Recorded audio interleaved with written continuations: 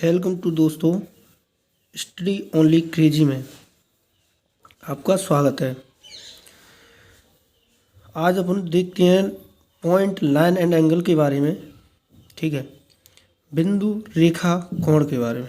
बिंदु क्या होता है? बिंदु शून्य त्रिज्या का कोई वृत्त होता है, वही बिंदु कहलाता है। ठीक है, इसके बाद में आता है बिंदु के अंदर में नंबर 1 पे आता है शारीरिक बिंदु। शारीरिक बिंदु की बात करें, शारीरिक बिंदु क्या कहलाता है? यदि 3 या 3 से अधिक बिंदु एक ही सीधी रेखा पर स्थित हों तो वे क्या कहलाते हैं? शारीरिक बिंदु कहलाते हैं। जैसा कि हमने खींचा है, माना है ABC, 3 बिंदु किसी एक रेखा, यानी देखिए सीधी रेखा पर स्थित हैं, A, B और C, 3 पॉइंट एक ही रेखा पर स्थित। नंबर 2 पे आता है अशारीरिक बिंदु। अशारीरिक बिंदु क्या कहलाते हैं? 3 या 3 से अधिक बिंदु किसी सीधी रेखा पर स्थित ना हो तो वो अशारीरिक बिंदु कहलाते हैं। ये तो सिंपल है। बिंदु के बाद में आता है रेखा। रेखा की बात करें तो रेखा अनंत बिंदुओं को मिलाकर बनाई जाती है और इसकी सिर्फ और सिर्फ लंबाई होती है, इसकी कोई मोटाई नहीं होती। इसके बाद में रेखा की बात करें तो रेखा में नंबर 1 पे होती है स्ट्रेट लाइन, सीधी रेखा। सीधी रेखा क्या कहलाती है?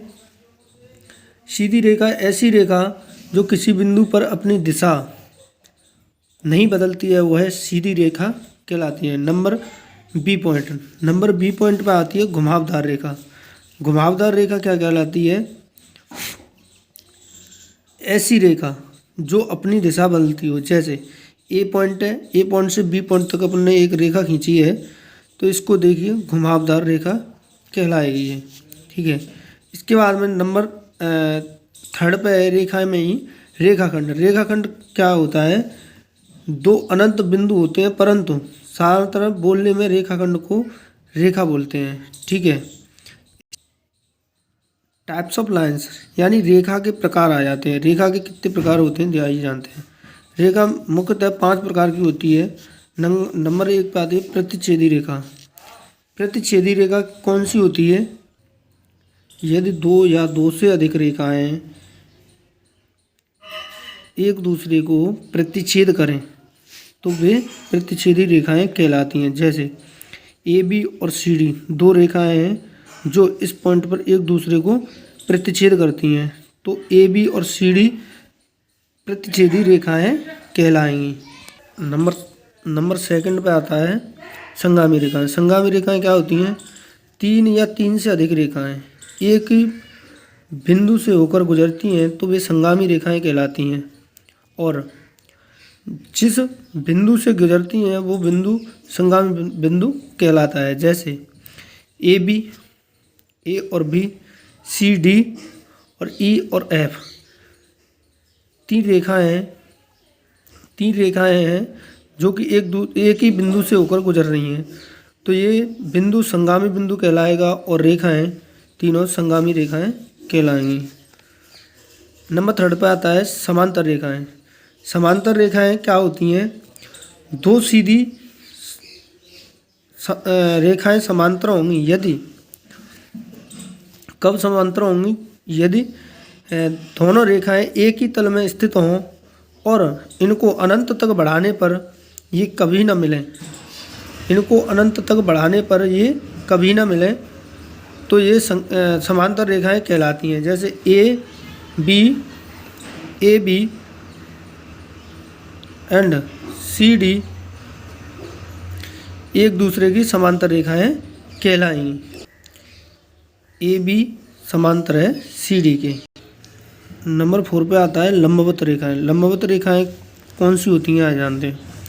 ऐसी 2 रेखाएं जो समकोण पर एक दूसरे को प्रतिच्छेद करें तो वे लंबवत रेखाएं कहलाएंगी।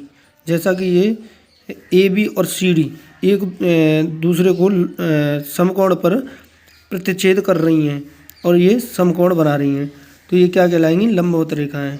अपन कह सकते हैं AB लंब है सी डी या सी डी लंब है ए बी, तो ये क्या कहलाई? लंबवत रेखा। रेखा के प्रकार में नंबर 5 यानी लास्ट आता है तिर्यक रेखा। तिर्यक रेखा क्या कहलाती है? तिर्यक रेखा वह रेखा होती है जो दो या दो से अधिक दी गई रेखाओं को अलग अलग बिंदु पर काटती है, तो वो तिर्यक रेखा कहलाती है। जैसे ए बी और सी डी दो रेखाएं हैं, इनको पी क्यू रेखा द्वारा अलग अलग बिंदुओं पर काटा गया है। अलग अलग बिंदुओं पर काटा गया है, तो ये पी क्यू एक तिर्यक रेखा कहलाएगी। ए बी तथा सी डी को तिर्यक रेखा पी क्यू द्वारा प्रतिच्छेदित हैं, ऐसा अपन इसको बोलेंगे। धन्यवाद। लाइन और बिंदु के बारे में आज अपने जाना। ऐसी वीडियो पाने के लिए चैनल को लाइक और सब्सक्राइब करें। धन्यवाद दोस्तों।